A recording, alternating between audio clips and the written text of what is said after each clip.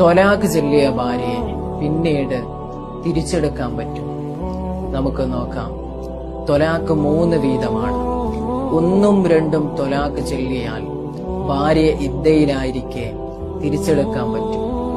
3 ത്വലാഖ് ചൊല്ലിയാൽ ശ്രദ്ധിക്കുക, ചില ആളുകളൊക്കെ വിചാരിച്ചു വെച്ചിട്ടുള്ളത് രണ്ടാമത് വിവാഹം ചെയ്യുന്ന ആള് വിവാഹം ചെയ്തതിന്റെ ശേഷം, അതായത് നിക്കാഹ് ചെയ്തതിന്റെ ശേഷം ത്വലാഖ് ചൊല്ലിയാല് ഈ ഭർത്താവിന് കെട്ടാമെന്നുള്ളതാണ്. അങ്ങനല്ല.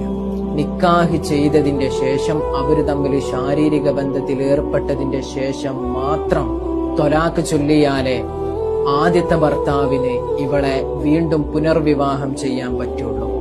ശ്രദ്ധിക്കുക, ത്വലാഖ് എന്ന് പറയുന്നത് കുട്ടിക്കളിയല്ല.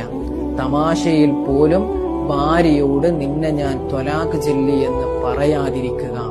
ഈ ഒരു വീഡിയോ മറ്റുള്ള ആളുകളിലേക്ക് മാക്സിമം ഷെയർ ചെയ്തു കൊടുക്കുക. ഒരുപാട് ആളുകൾക്ക് ഈ ഒരു കാര്യം അറിയൂല എന്നുള്ളതാണ്. അതുപോലെ ഫോളോ ചെയ്ത് കൂടെ കൂടിക്കോളൂ ഇതുപോലെയുള്ള വീഡിയോകൾക്ക് വേണ്ടി.